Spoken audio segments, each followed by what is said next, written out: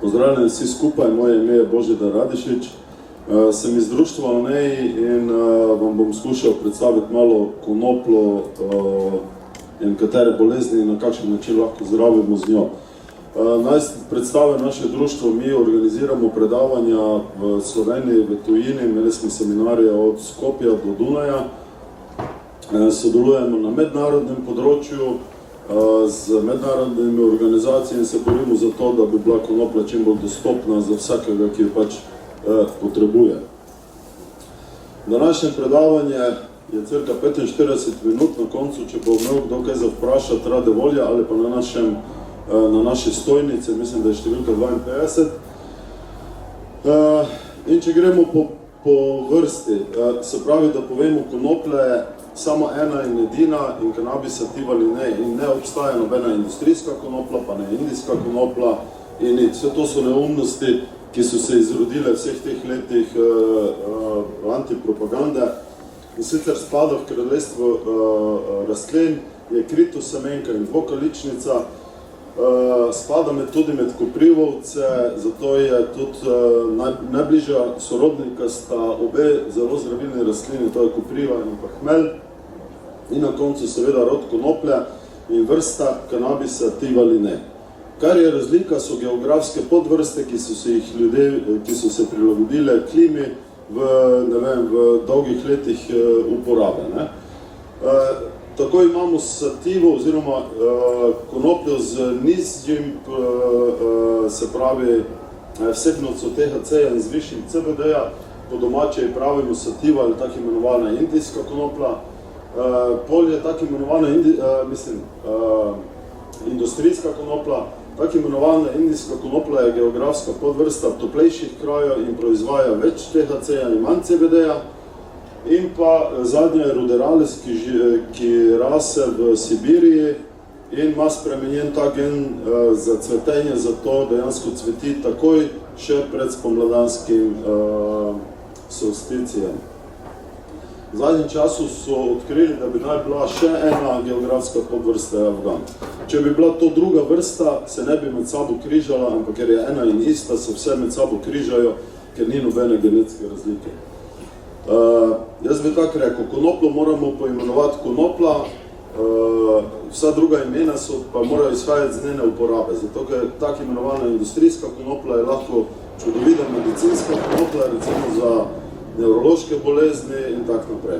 Tako vse to so neumnosti. Zgodovina in izvor konoplje izvira iz srednjeazijskih visokogorij, nad 3000 metrov višine nadmorske in smola, dejansko, ki je tisto, ki je zdravilno na konoplji, je dejansko zaščita in jo ženska rastlina tvori pred oploditvijo semena. Ko je enkrat ženska rastlina oplojena, ko smola več ne proizvaja, zato pri vzgoji za zdravilo odstranjujemo moške rastline. Je najstarejša zdravilna rastlina, najmanj toksična oziroma ni toksična zdravilna rastlina, uporabljamo jo, koliko je staro dejansko človeštvo in vse do začetka 20. stoletja je bila glavna rastlina za vrvi, za platna in vse ostalo. Šele z nastopom petroindustrije, ki je bila najbolj in z bombažno industrijo se je dejansko prepovedali na predlog Egipta kot največjega proizvajalca bombaža. Se pravi, je od pol do 6 metrov visoka dvodomna rastlina, to smo rekli, 3 geografske podvrste, sativa, tako imenovana navadna oziroma industrijska konopla, variacija indika in variacija ruderalis. Zakaj je konopla pomembna? V konoplji se nahaja skupina substanc, ki so značilne samo za njo in so po njej poimenovani, to so kanabinoidi. Do danes je izolirano, bomo videli kasneje, 141 kanabinoidov in skupaj čez 1000 aktivnih substanc. Naši vrli farmacevti pa zdravniki pogovorijo o dveh, to je THC in CBD. To je približno tako, če bi starana vzel ven mlečno kislino pa alkohol, pa to prodajo kot zdravilno dobro vino. Kanabinoidi imajo v človeškem telesu zelo pomembno vlogo, namreč ni slučaj, da mi imamo receptorje za kanabinoide, namreč kdorkoli nas je naredil, ni vedel, da bo konoplja prav to, ampak ko so ugotovili, da imamo receptorje za kanabinoide, so začeli raziskovati tudi ostale zadeve in prišli do tako imenovanega endokanabinoidnega sistema, ki je osnova vseh ostalih sistemov v telesu in uravnava vse ostalo. In če pride do napake v endokanabinoidnem sistemu, pride do vrste avtoimunih bolezni, raka in tako naprej. To je pa lahko endokanabinoidni sistem je lahko okvarjen, ki se ne vzpostavi ponovno, lahko je samo začasno ne deluje, pa rabi en mali kik, da se zažene. Eni so pa pač prisiljeni imati to do konca življenja, kar je še vedno boljše, kot pa imati tablete. Iz konoplje lahko naredimo čez 40.000 različnih izdelkov z minimalnim vložkom energije oziroma skoraj brez. Recimo, tu vidimo avtomobilsko industrijo Nemčije, ki je ena, zato ker je pač v navezi z Ameriko in temi kapitalisti, je največja nasprotnica konoplje in legalizacije. Vse njene velike avtomobilske tovarne pa konopljo uporabljajo za izolacijski material BMW, Audi, Mercedes in jo uvažajo veselo z Romunije in drugod. Se pravi, iz konoplje lahko delamo gorivo, zdravila, izolacijski material, plastiko, hrano in še pomembno je, da je plastika biorazgradljiva, tudi če jo odvržeš, razpade čez par let. Konoplja je tudi najstarejša zdravilna rastlina, kar jih pozna človeštvo in eno najboljših in najvarnejših zdravil. Tu samo, da povem, toksičnost neke substance se meri z količnikom LD50. To je little dose, smrtna doza po angleško, in pomeni razmerje med terapevtsko, se pravi predpisano dozo in pa smrtno dozo. LD50 pomeni, ko pocrka 50% laboratorijskih živali pri tisti koncentraciji. Recimo aspirin ima 1:50, da je ta 20 mg, ima 1:20. 20 aspirinov naenkrat pomeni 50% šanse za smrt. Recimo določena zdravila 1:5, celo 1:2. Konoplja ima LD50 1:40.000. To pomeni, če bi se hotel intoksicirati, je po nekih izračunih bi naenkrat moral skaditi, mislim, 70 kg trave. To je 1-2 pale, ki bi lahko umrl, kar pa v praksi ni mogoče. Konoplja, tako kot nobeno drugo zdravilo, to so malo zavajanje, ne zdravi nič, ampak pomaga telesu, da se samo ozdravi. Namreč, če je prizadet vaš imunski sistem, posledično endokanabinoidni, vam ne pomaga nobeno zdravilo, ker samo telo se lahko samo pozdravi in prav to je tisto, kar dela homeostaza. Konoplja skuša postaviti telo v stanje homeostaze, da se telo lahko bolj samo bori proti katerikoli bolezni. Naj povem, da to bomo še kasneje. Konoplja pomaga pri vseh avtoimunih boleznih, pri vseh nevrodegenerativnih boleznih, od Alzheimera, Parkinsa, multiple, avtizma, pri cerebralni, predvsem simptomi od epilepsij, spazem in tako naprej. Homeostaza, kaj je, omogoča prilagoditev stanja v telesu, se pravi na drugačnem, običajno višjem energetskem nivoju in skuša v telesu ohraniti, se pravi, ravnotežje. In homeostaza je pogoj za ohranitev življenja. Če to v telesu ne obstaja, slej ko prej pride pač do smrti. Do nedavnega je veljalo, da konoplja nima nobene terapevtske vrednosti in da je tako nevarno za zdravje ljudi, to je namreč dikcija v zakonu in pravilniku, da jo je treba pač prepovedati. V zadnjih letih je vedno več dokazov, da temu ni tako.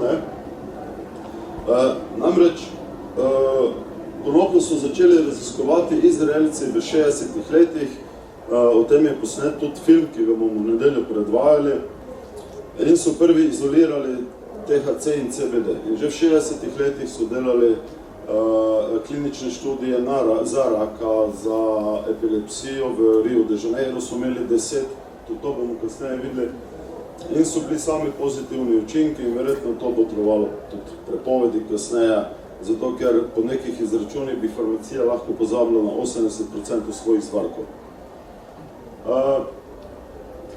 V zadnjih letih so nam tudi, mislim, ko smo mi predočili to na Ministrstvu za zdravje in enim strokovnjakom, so nam rekli, da ni dokazov. In te smo se mi pač odločili, da bomo zbirali dokumente, zdravstvene, se pravi, zdravstveno dokumentacijo uporabnikov konoplje in smo naredili tudi eno študijo, eno za raka in eno za epilepsijo, ki jo bomo tudi kasneje povedali. Vsi, ki so dali izvide, so jih dali prostovoljno in nišče ni rekel, da se tega ne bi smelo objaviti.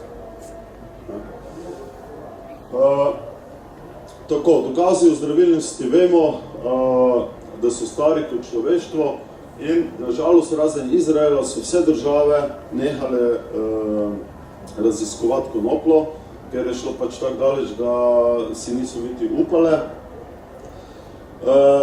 In danes ima Izrael čez 40,000 bolnikov v programu medicinske konoplje in to je eden najboljših programov na svetu, kjer ljudje svojo konopljo dobijo za cirka 100 € na mesec, ne glede na količino. Se pravi, ko si ti v programu, dobiš konoplje toliko, koliko ti zdravnik predpiše, ker eden je rabi gram na dan, drugi pa 30 gramov na dan. In vse te neumnosti, ki jim naši na ministrstvu govorijo, nimajo z realnostjo nobene zveze.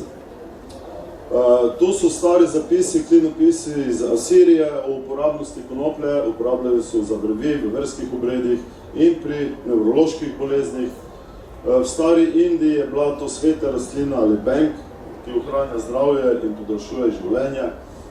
Znana je, se pravi, zgodba, pisana zgodba, arabska, kjer je imel eden od arabskih teh šejkov hudo epilepsijo in so mu jo pozdravili s konoplo, vendar so mu rekli, da bo moral jemati do konca življenja.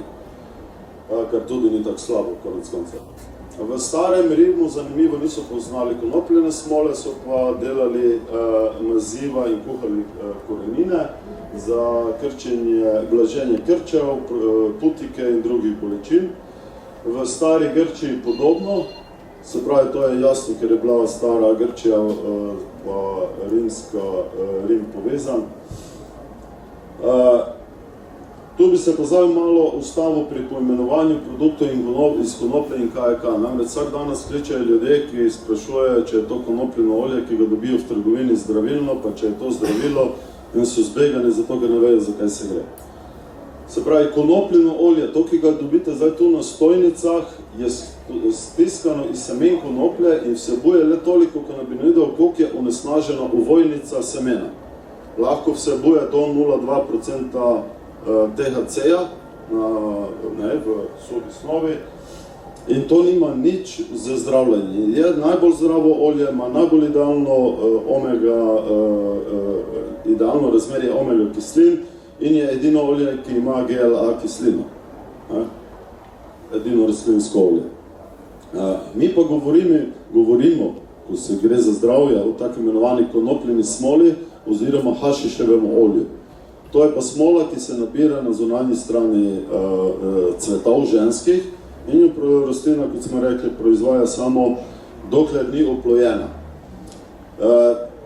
Pridobiva se, kot smo rekli, z neoplojenih posušenih ženskih cvetov z različnimi fizikalnimi ali kemijskimi postopki. To je, fizikalni so presejavanje, CO2 ekstrakcija, pa druge bolj fizikalne ekstrakcije. Imamo pa tudi kemijske postopke, kjer uporabljamo topila. Se pravi, bomo šli kasneje aktivnim učinkovinam v konoplji. Jaz bi rad rekel, konoplja je najbolj raziskana rastlina na svetu in je od leta 1964, ko so začeli, do danes bilo objavljen več kot 115,000 znanstvenih študij, oziroma skoraj 7 na dan. In naši stročko in na ministrstvu o tem nimajo pojma, naši strokovnjaki. Do danes je izoliranih bilo 1068 aktivnih učinkovin, od tega 141 kanabinoidov. Mi smo društvo NEJE skupaj z društvom, mislim da TRS, z gibanjem TRS, organiziralo posvet v državnem svetu. Prišel je dr. Lumir Hanuz iz Jeruzalema, on je približno tak Einstein v fiziki na področju konoplje. Prišel dr. Paul Hornby, pa še eni, in zanimivo je, da nihče z ministrstva ni imel časa se udeležiti in obeden od poslancev, ali pač kak jih že poimenujemo. Se pravi, tri glavne skupine so kanabinoidi. Prva so kanabinoidi, smo rekli, da jih je 141 do danes, pol so terpeni in flavonoidi. Terpeni in flavonoidi so tisti, ki dajejo vonj in aromo konoplje. Se pravi, prva skupina so kanabinoidi. To najprej moramo povedati, da v konoplji kanabinoidi kot take ne nastopajo, ampak so v obliki kanabinoidnih kislin in če želimo to uporabljati kot zdravilo, moramo kanabinoidne kisline predtem dekarboksilirati, da izločimo COH skupino, da se sploh lahko vežejo na receptorje v telesu. Kanabinoidne kisline se ne morejo vezati namreč na receptorje. Najpogostejši kanabinoidi so delta-9-THC, to je od tega, od čega smo zadeti, pa so ljudje plezali po kozolcih. Pol CBD, kanabidiol in kanabigerol, ki je dejansko prekurzor za vse ostale kanabinoide. Se pravi, to je prva spojina, ki jo konoplja proizvede in iz tega pol metabolira v vse ostale kanabinoide. Manj pogosti kanabinoidi so kanabielson, recimo kanabitriol, kar ne bomo ponavljali. Eni pa napačno poimenujejo razgradne produkte kot kanabinoide, zato ker tak imenovani CBN, kanabinol in kanabiciklol in ostali so razgradni produkti. To nastane, če smola predolgo stoji ali je izpostavljena UV žarkom.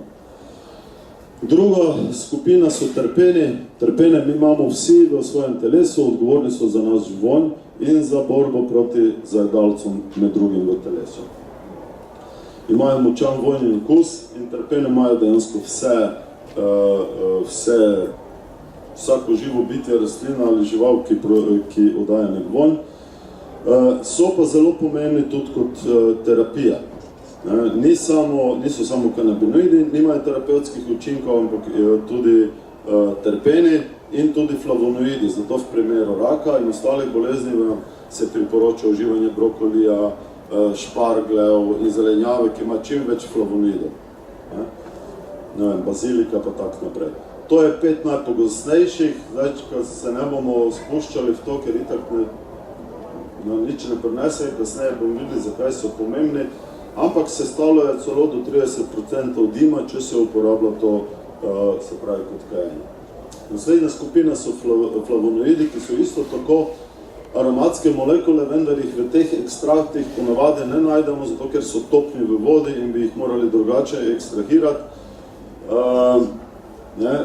Imajo pa recimo, jaz sem pa videl, da recimo je 30krat bolj učinkovito vnetne molekule pa vnetja kot aspirin, pa ne vem, vse tak naprej. In to je, zaradi tega je konopla ni nevarna ljudem, ampak je nevarna onim, ki služijo na zdravili.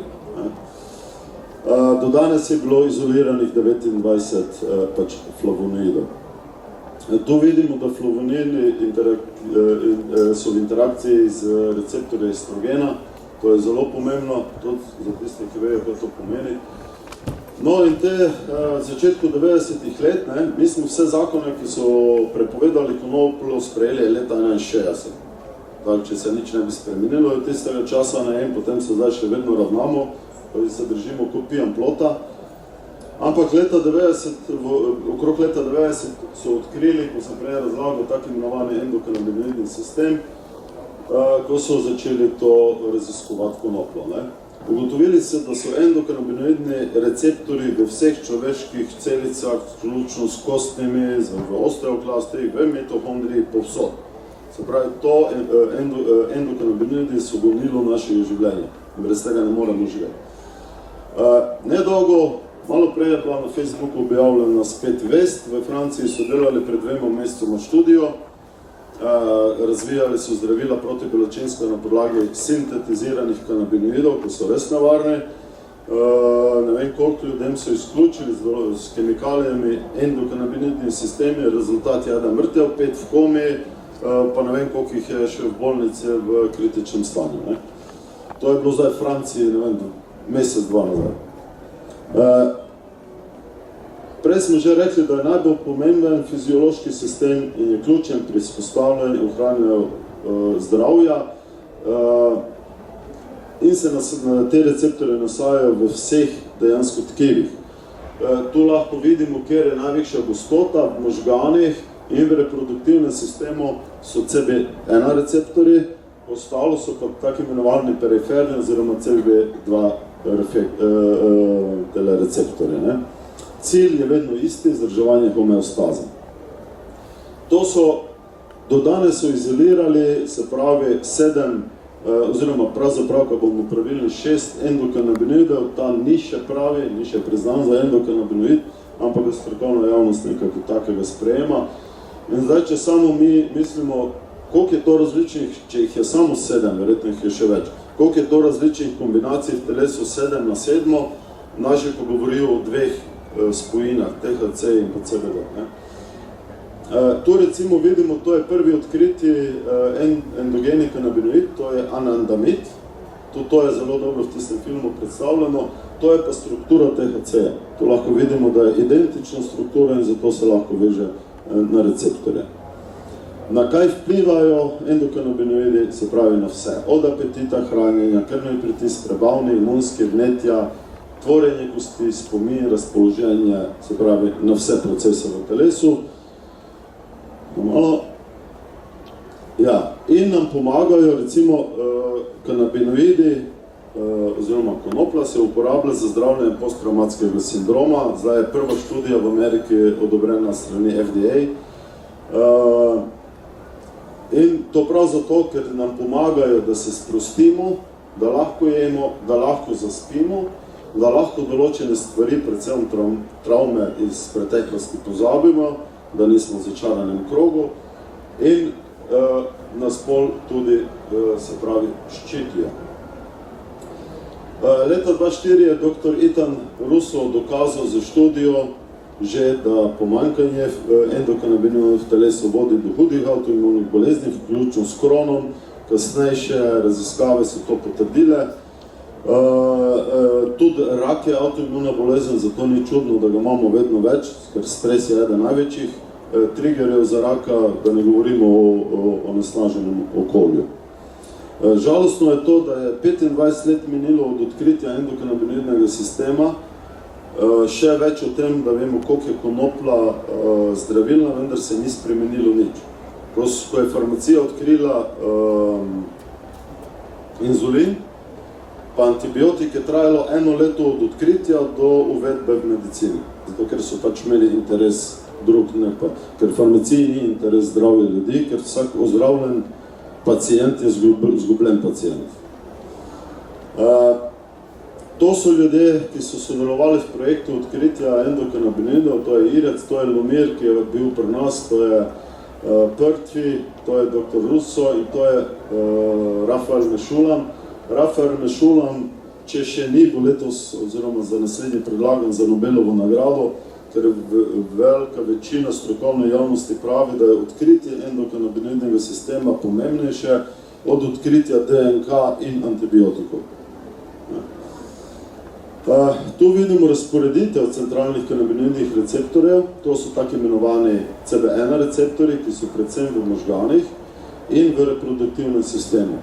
Zato je eden od najlažje ozdravljivih rakov glioblastom oziroma drugi možganski raki, ker je največja gostota receptorjev v možganih. Čeprav je drugače neozdravljiv, pravijo, ampak mi imamo izkušnje drugačne. Tu je pa razporeditev perifernih receptorjev v celotnem telesu, to so pa predvsem limfoidni organi, ki so glavni imunski organi obenem. To je vranica, priželjc, mandeljni, kostni mozek, levkociti, trebušna slinaka in celo v makrofagih so receptorji. Makrofagi, veste, kaj so, to so krvne celice, ki napadajo invazivne druge celice. Dobro, to pač malo ponazorjeno. Zdaj pa tak, v zdravljenje s konopljo. Vsak dan slišimo, kako je to prepovedano, pa tako naprej. To enostavno ni res. Večina sveta je že dovolila uporabo konoplje, ne govorimo o sintetični konoplji, ker nima nič skupnega za to, v zdravstvene namene. Tudi v Ameriki, ki je najbolj proti, je že več kot velika večina ali pa več kot polovica zveznih držav že dovolilo v medicinske namene. Oregon, Washington, Colorado, Washington DC, pa ne vem še kera, pa tudi za osebno porabo, tako imenovano rekreacijsko, se pravi, si lahko kupiš pa kadiš, ker je vse ta prepoved navadne bedarije. V Izraelu pa konopljo veselno uporabljajo že 60 let, pač oni očitno imajo svoje zakone, oziroma se niso jih držali. Pri boleznih, kjer pa pomaga, so pa avtoimune bolezni, lupus, psoriaza, reumatični artritis, Crohn, ulcerozni kolitis, se pravi vse avtoimune, rak, vse vrste rake, ker tudi rak je avtoimuna bolezen, ki jo pač telo proizvede pod vplivom nekega zunanjega agensa ali pa stresa ali česarkoli. Polnevrološke, Parkins, epilepsija, cerebralna paraliza, mišična distrofija, multipla skleroza, amiotrofična lateralna skleroza, vsi parkinsonizmi, dejansko vse nevrološke degenerativne bolezni. Avtizem, eden najlepših rezultatov je viden in je ponavadi viden takoj je pri avtistih. Avtisti v trenutku ostanejo brez stika, imamo en kup otrok, ki so jih hoteli dati na pomirjevala, ker jih niso hoteli vzeti šolo, ker so bili preveč agresivni, bili so tudi samo agresivni, se pogrizli. Danes so normalni, prijazni otroci, ki pač normalno hodijo v šolo. Zdaj, če bi vedeli, da so na THC-ju, bi staršem jih lahko vzeli, ker je to še vedno prepovedana droga, ker so na Ministrstvu za zdravje pač nesposobni, in pač tak je. Pol tudi THC-A, predvsem kisline, so dobre proti glivičnim okužbam, klamidiji in tako naprej. Načini uživanja konoplje dejansko ni omejitev. Lahko se uživa sveža rastlina, v solati, v smutijih, ne vem karkoli. Lahko se sok svežih rastlin, imate te sokovnike, česar se sicer ne priporoča, ker tisto, kar ostane, pa se vrže stran, je ponovadi največ vredno. Tako, te sokovnike, hvala lepa.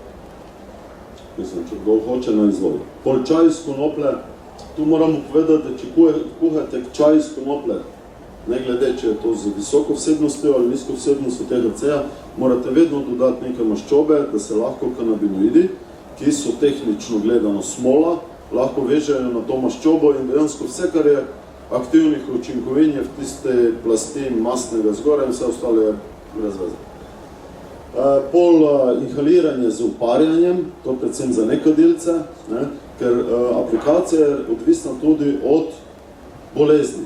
Recimo pri raku, če je to bolezen, ne vem, dihal, adenokarcinom, mikrocelični, ploščatocelični, je vedno sistemsko zdravljenje s svečkami in pa inhaliranje, da pride direktno na sluznico.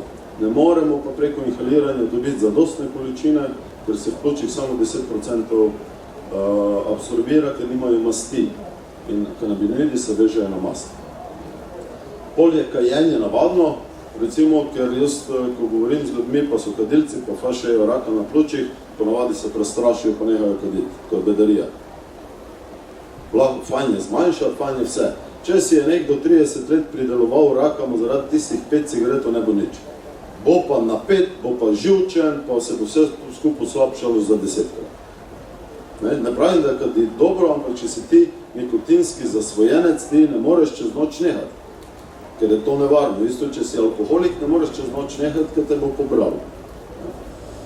Pol svečke so najboljši način, zato ker je bioavailability, tako imenovano dostopnost do zdravila, je do 70 oziroma lahko celo več procentov, to bomo videli kasneje. Lahko jemljemo oralno jaz priporočam samo v primeru bolezni, se pravi zgornjega dela prebavil do nekje želodca, predvsem če so jetra pa trebušna slinavka, ker mora priti en del smole v jetra, ker metabolira delta 9 v delta 11 in ta proces pač pri jetrih pomaga. Lahko si spečemo kekse, pač tinkture naredimo. Če si pečemo kekse, tako imenovane kukije, moramo paziti, da ne pečemo čez 150 oziroma 160 stopinj, ker kanabinoidi začnejo izperevati nekje pri čez 160, 170 THC in če to pečemo na previsoki temperaturi, jih skurimo in nimamo želenega učinka pač, ne. Prej sem že rekel, da najprimernejši način uživanja kanabinoida je preko rektalne oziroma vaginalne sluznice, spet odvisno žal, če so to hormonskega izvora ali črevesje ali kaj drugega. In pri načinu rektalne ne pride do neželenih stranskih učinkov. Se pravi, ni tako imenovane zadetosti. Čutite malo, ampak to je v primerjavi z oralnim, ki je lahko 10 do 20 krat hujše, to ni nič. Je pa določen odstotek ljudi pač čutljivejši na to, isto kot na alkohol, ene lahko spije več, drugi spije manj, vendar pri konoplji ni nevarnosti, da bi se karkoli zgodilo, da bi bila kakršnakoli škoda za tejo. Edino, ljudje se prestrašijo, ker ne poznajo učinka, pol jih panika, pol začnejo višji pritisk zaradi panike, ne zaradi konoplje, ker konoplja ga znižuje oziroma uravnava, ampak to izveni, recimo, naslednji dan je že v redu. Če jemljamo kanabinoide, če jemljamo presejane kanabinoide v obliki prahu, je vedno pomembno, da je, ali pa smolo oralno, da jemljamo z nečim mastnim, zaradi boljše absorpcije. Tu imamo, sem že rekel, nekje nad 157 se začne in tam do 190 celo določeni kanabinoidi.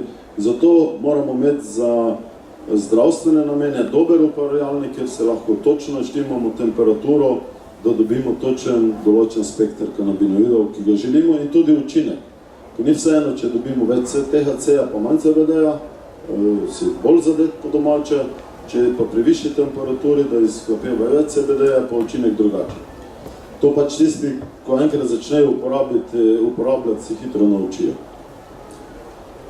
Doziranje uporaba v primeru raka, ker je pač to nekako najbolj akutna stvar, ker ni več družine, pa hiše, ki ne bi imela raka. Do sedaj največ izkušenj ima zdravljenje s tem Rick Simpson. In sicer bi naj bilo potrebno zaužiti vsaj 60 gramov smole v 3 mesecih za ozdravitev katerega koli raka, samo v primeru, če ni bilo konvencionalnih terapij. Če so bile konvencionalne terapije, pomeni kemoterapije, tudi tako imenovana biološka zdravila so navadne kemoterapije, nič manj nevarne, oziroma obsevanje, pa treba to dozo povečati za 3-krat. Zato, ker ponavadi se ne ukvarjamo več bolj s posledicami bolezni, ampak s posledicami terapij. Ker ljudje večinoma umrejo zaradi terapij in ne zaradi bolezni, nažalost. Mi smo, ker so nam govorili, da pač ni dokazov, smo zbrali statistiko bolnikov.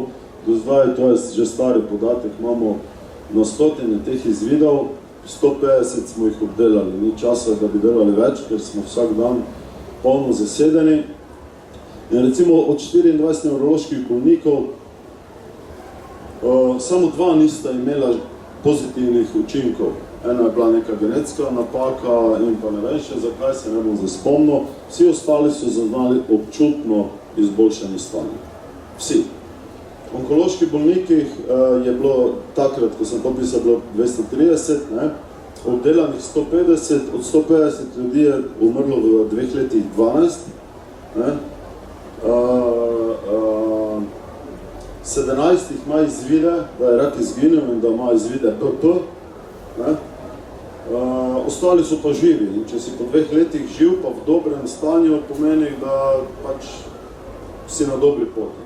Moram povedati, da ni samo olje čudežno zdravilo, čudeže je oni zgore pristojne, ampak je treba tudi ostale stvari paziti. Prehrana, spremeniti način življenja, to, kar že lajnamo, ne vem kako dolgo, ker pa zelo pomembno je, da si ljudje, ki rabijo to zdravilo, jaz nočem reči, da verjamejo, da verjameš lahko v Boga ali pa ne še koga.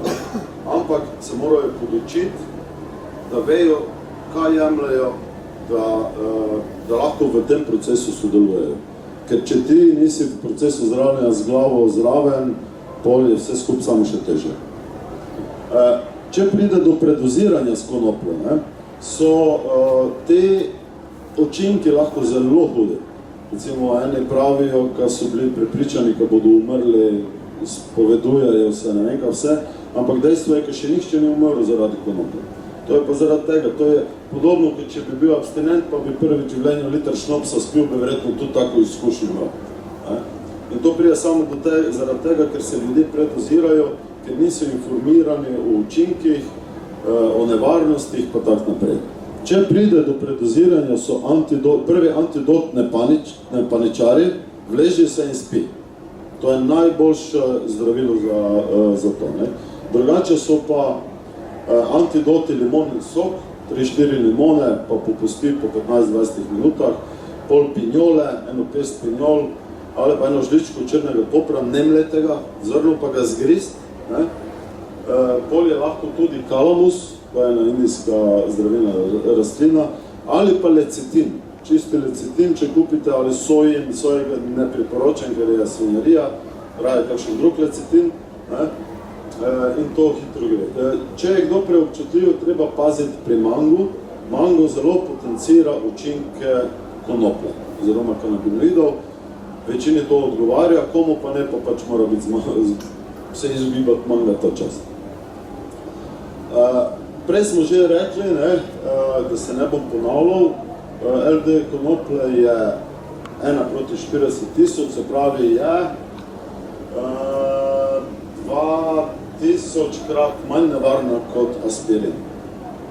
In aspirin vsak dan žrejo vsi po vrste, eden za rečenje, drugi zaradi navade, tretji sploh ne ve zakaj. Konopljo pa bog ne daje. Nevarnosti sintetičnih in prečiščenih kanabinoidov. Naše ministrstvo in naši tako imenovani strokovnjaki zelo forsirajo THC in CBD v različnih razmerjih. To imamo marinol, dronabinol, sativex, nidani. In prav pri tej uporabi teh zdravil pa lahko pride do hudih zapletov, zato ker eni kanabinoidi so agonisti drugim, izločujejo učinke pa tak naprej. In prej še nismo povedali, zelo pomemben je tak imenovani entourage efekt, oziroma sinergijski efekt, prej smo govorili o kanabinoidih, terpenih in flavonoidih, in pravi zdravilni terapevtski učinek ima konopla samo, ko je konopla oziroma naravni ekstrakt. Vsako prečiščevanje, to je isto kot rafinirano olje, rafiniran sladkor, oziroma druga rafinirana svinjarija. Vse, kar je rafinirano, vešte stran. In te farmacevtske pripravki niso nič drugo kot rafinirana pa prečiščena konopljena smola z dvema substancama na mesto 1068. To smo že rekli. To smo že rekli.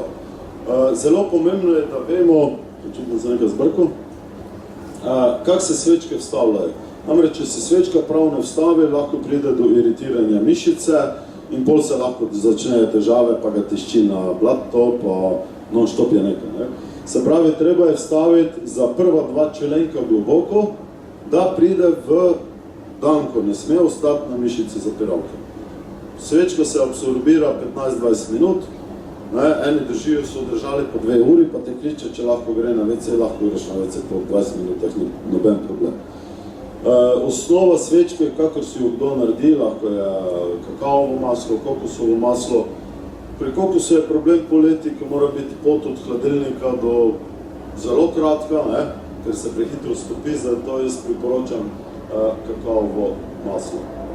To je takšen program doziranja, da to smo naredili v pogovorih z bolniki, stotinami razgovorov, kako priti do tega, da res ne boš zadet. Ker enemu starejšemu pri 80 letih sigurno ni fajn, če je zadet, pa ne mora funkcionirati. In te smo skupaj z uporabniki naredili en takšno schemo in moram povedati, da niti otroci pri 17 mesecih nimajo stranskih učinkov. To je še enkrat statistika. Zdaj pa še oskrba. Jutri bomo imeli predavanje o oskrbi, gojenju konoplje, pravilnem sušenju in vsem ostalim, da priješ do vlastnega zdravila. Zdaj upamo, da bo to malo lažje leto že. In sicer 40-50% je že samo oskrbnih. kdorkoli pride do mene, ga najprej probam prepričati, delaj si sam. Prvič, na trgu ni zadosti, na trgu prodaja narod svašta, ki nima ne veze s konoplo, nateguje narod levo, desno, zgoraj in spodaj in če imaš svojo, si najbolj siguren, kar imaš. Mi zdaj skušamo vzpostaviti tudi eden laboratorij, ki bo uporabnikom prijazen, ga ne bo kasiral, ne vem kakaj, tudi če si izgojiš svojo konoplo, da prideš tja, odneseš, povejte mi, kaj je not, da si bolj lažje veš dozirati. Prosili smo tudi tega raziskovalca Lumirja Hanuša, ki bo prišel sem, pa nas je naučil, kako se to dela, da ne odkrivamo tople vode ponovno, 10 let. In pa seveda 30% cirka dobijo od prijateljev, sorodnikov, vsak nekoga pozna, cirka 30% je pa črnega trga. Črni trg je pa zato, ker imamo neumno državo, pa tak naprej. Če ne bi bilo idiotov, te ne bi bilo tega. Moramo vedeti, da, kot sem prej rekel, za čudeže je pristojni oni zgore, zato konoplja ni čudežno zdravilo in je zdravi vedno, ne vsake bolezni, tudi ne vsakega stanja bolezni. Ko je nekaj tak daleč, da več ni pomoči, so lahko samo še čudeži. Je pa konopla najbolj na tem principu, da vsaj ne škoduj, če že pomagati ne moreš. In to bi jaz vsem zdravnikom priporočal.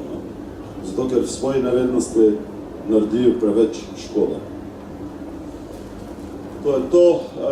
Tu naj samo še na hitro povem, pa te, če ima kjer kako vprašanje. Mi smo lansko leto, ali zdaj že predlansko, mislim, da je, smo se vedno pogovarjali, kako spraviti skupaj te organizacije, ki se borijo za legalizacijo konoplje, ker to mi se ne borimo za legalizacijo konoplje, ampak za prepoved neumnosti.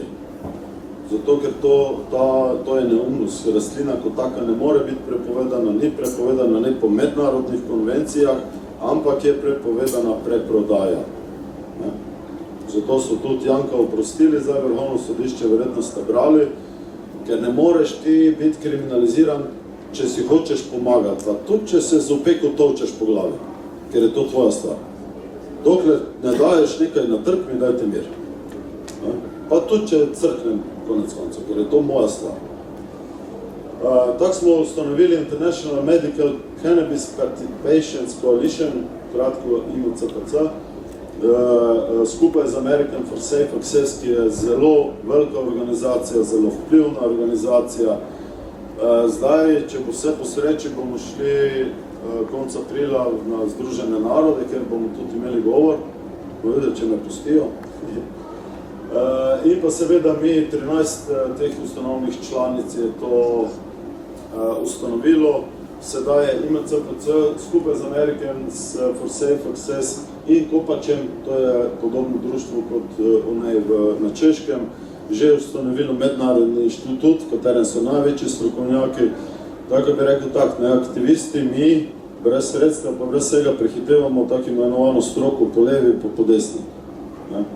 In razlog, zakaj je prepovedano, je samo zato, da ti nesposobneži ne morajo pluniti vlastno skledo in povedati, posrali smo ga, zdaj pa te lahko. To je edini razlog, po moje. Evo, to je na kratko, ker v tem času kaj več ne, več informacij lahko dobite na naših internetnih straneh, lahko prijete na našo stojnico, če bom tam se lahko kaj pomenim ali z mojimi kolegi. Zdaj, v misteriji tudi podlistek, kako si vzgojiti konoplu na vrtu. V kratkem, upam, da bo več časa za pisanje takega, bomo tudi imeli podlistek, kako si vzgojiti konoplu v zaprtem prostoru, ker predvsem to je pomembno, pa naj si ljudje začnejo čim prej gojiti, zato ker mislim, da tako imenovana stroka tega še tako hitro ne bo dovoljila glede na dogajanje, ki smo jim pričali. Tako, hvala. Če ima kdo kako vprašanje?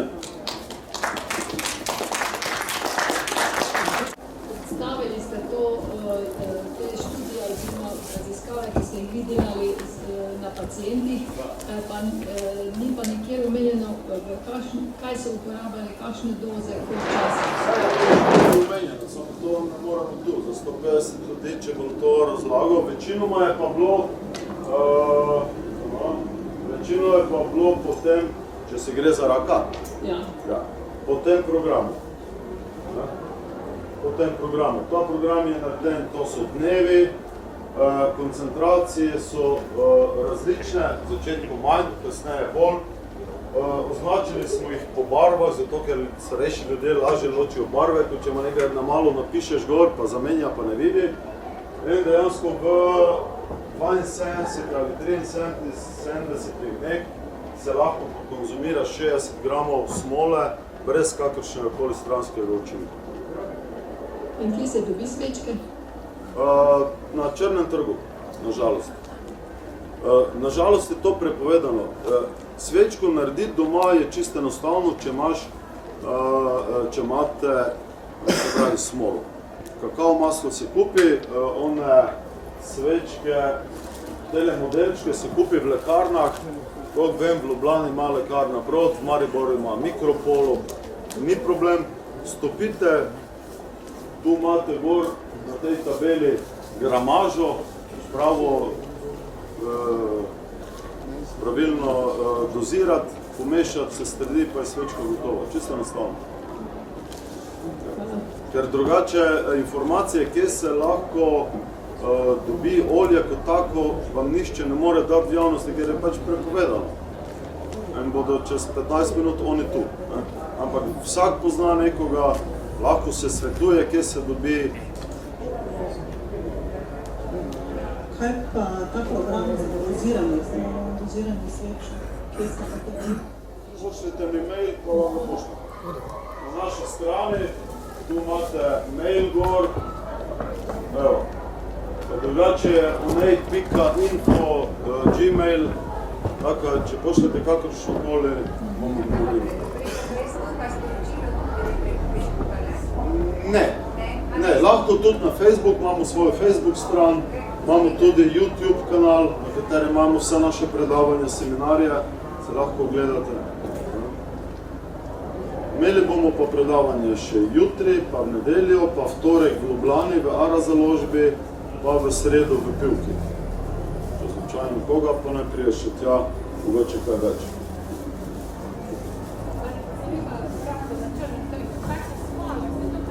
Sve je smola. Kar?